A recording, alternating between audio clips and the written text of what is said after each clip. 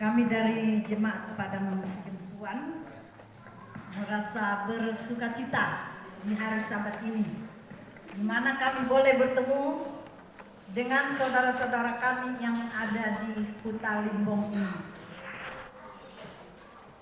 Tadi malam kami sampai di sini jam 4:30 pagi ya. Jadi turun dari mobil, yang penting bisa tidur sebentar. Jadi kami ada berbagi tempat, ada di atas ini, ada di bawah, karena gelap ya. Jadi mana yang bisa dapatlah. Tapi kami sangat senang sekali bertemu dengan saudara-saudara kami. Apalagi tadi pagi kami diberikan makanan yang enak. Nasinya begitu enak ya. Walaupun tidak pakai lauk, tapi sudah enak. Terima kasih untuk ibu-ibu, bapak-bapak yang sudah capek ya untuk melayani kami tadi pagi. Saudara-saudara yang kekasih, saya sendiri tidak bisa bayangkan sejak dari Padang Sidempuan bagaimanalah Kuta Limbong ini. Ternyata sampai di sini saya melihat, wah, tadi malam saya masih itu gereja ya, gereja Advent. Karena perjalanan saya kurang tahu di mana yang singgah duluan. Nah, jadi saya lihat, wow, bagus sekali gerejanya. Puji Tuhan, ini sangat indah dan jemaatnya pun ramah-ramah, senyumannya dan banyak juga ya. Puji Tuhan atas segala berkatnya kepada kita. Pada saat ini saya mengucapkan terima kasih karena saya diberi tanggung jawab untuk memberikan pelajaran rumah tangga untuk kita pada saat ini. Mudah-mudahan pelajaran ini dapat berguna, dapat kita terapkan walaupun hanya sedikit. Terima kasih. Jadi judul yang saya akan bawakan pada saat ini adalah Raja di dalam rumah tangga. Siapakah yang terbaik raja di dalam rumah tangga kita? Tapi sebelumnya saya ingin ada dikatakan bahasa Batak ya. Di Jolo di Sukun Marga asa diboto partituran. Memang sudah Pak Pendeta tadi sampaikan. Saya Boru Nirajai Boru Simorangkir yang dipersunting oleh anak Nirajai Nenggolan.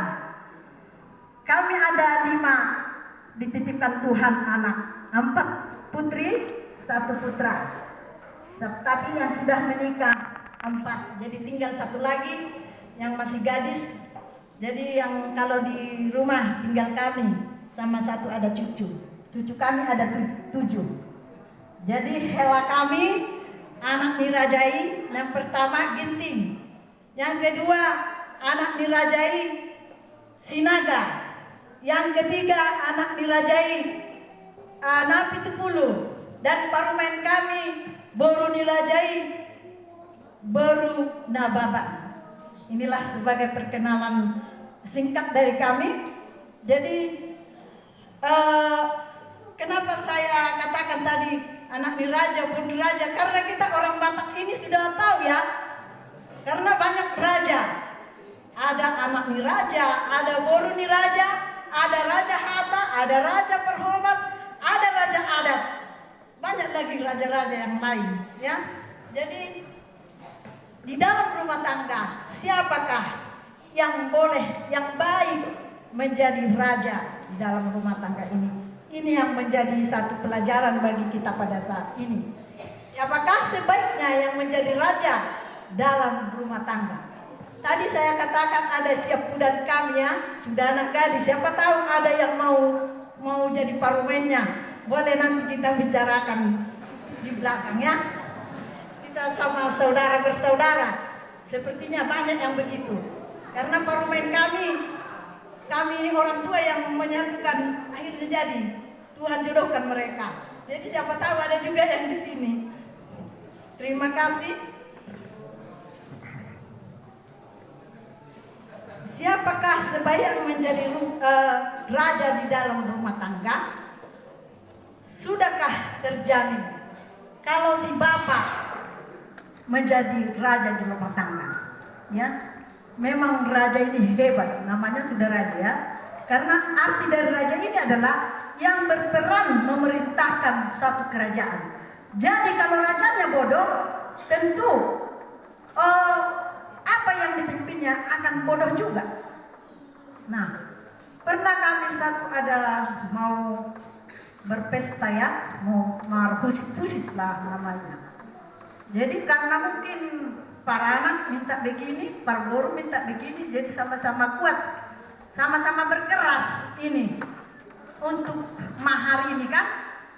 Jadi datang raja para anak katakan, tidak usah, biarkan aja lah.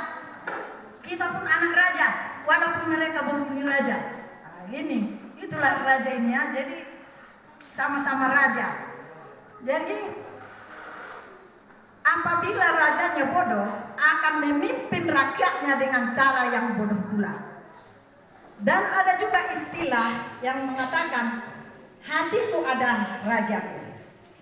Nah, kalau memang masing-masing kita mengatakan hatiku ada rajaku, itu sangat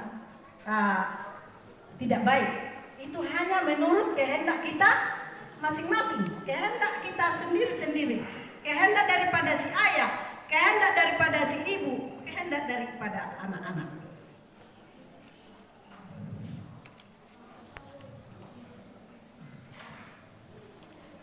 Karena apa? Kita sebagai ayah, sebagai ibu, tanpa kontrol kita kepada anak-anak kita, bagaimanakah kehidupan daripada anak-anak kita? Ya. Jadi, kita boleh lihat siapakah yang terbaik menjadi raja. Kalau kita lihat, marilah kita tinjau satu persatu. Apakah baik apabila ayah menjadi raja ataupun ibu? Jadi ayah atau pria adalah manusia juga. Mereka bisa marah. Dan bapak-bapak juga bisa malas, ya. Banyak kita lihat bapak-bapak yang tinggal hanya di kede-kede, ya. Ibu apa? Mencari makan di ladang. Nah, banyak bapak-bapak yang berpoya-poya juga. Dia hanya merajai dirinya sendiri. Dia merasa, kan saya bapak, saya yang menjadi raja. Tentu hanya bicara saya, hanya kata-kata saya yang jadi apa? Diikuti oleh keluarga di rumah. Karena dikatakan kita sebagai ibu harus hormat kepada suami. Jadi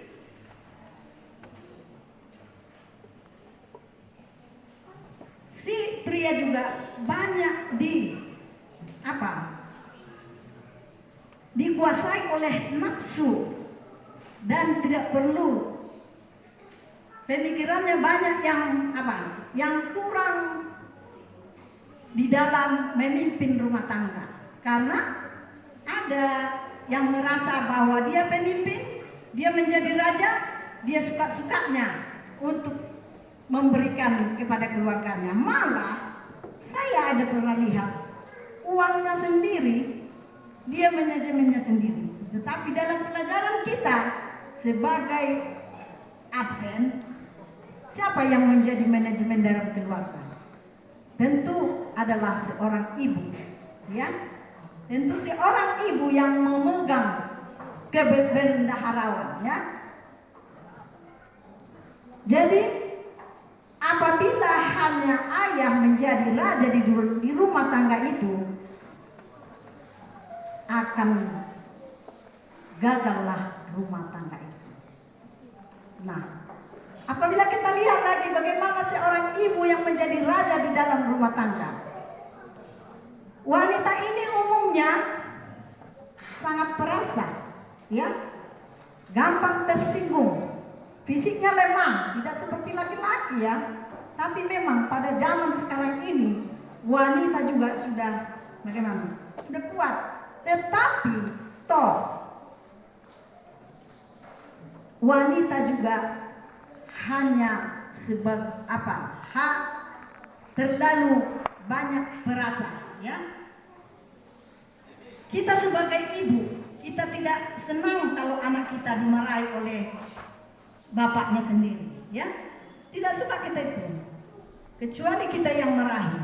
Kalau orang lain yang marahi anak kita, kita sangat sakit hati. Kenapa? Itulah satu perasaan bagi wanita itu kuat, ya. Sangat tersinggung kita kalau anak kita dimarahi ataupun dikata-katai orang luar sana. Sangat sakit hati. Nah, jadi ibu ini, si ibu sangat kurang apa? Bagaimana? Fisiknya pun lemah, ya. Jadi untuk segala menjadi raja pun tidak baik hanya seorang ibu. Nah, bagaimana dengan anak? Kita tahu anak-anak kita perlu memberikan nasihat kepada mereka. Mereka juga memerlukan nasihat dari kita, memerlukan didikan dari kita.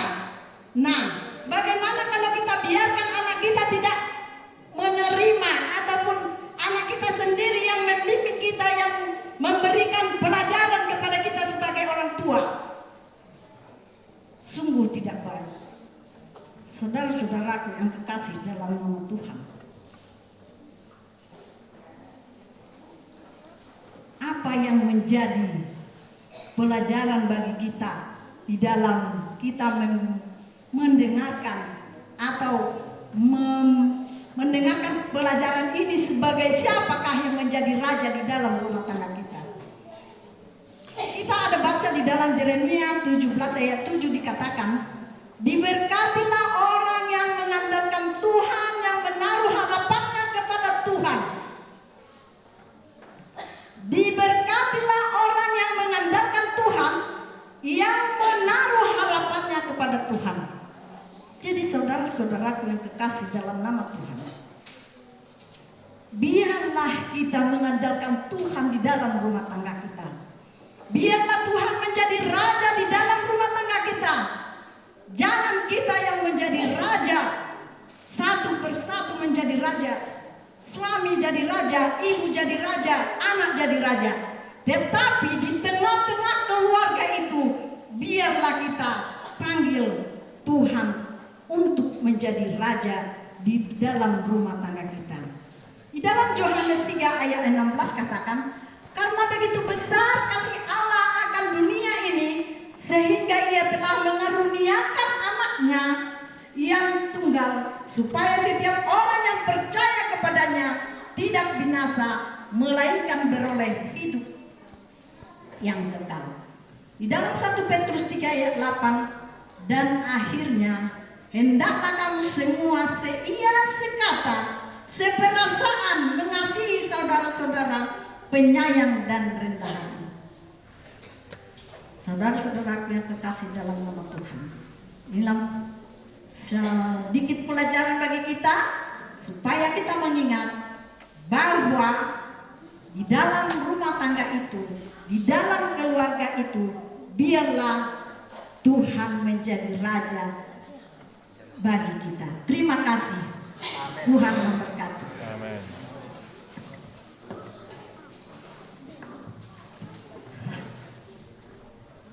Terima kasih kepada Ibu Nainggolan yang sudah membawakan pelajaran rumah tangga yang lain dapat kita terapkan dalam rumah tangga kita masing-masing. Saat ini kita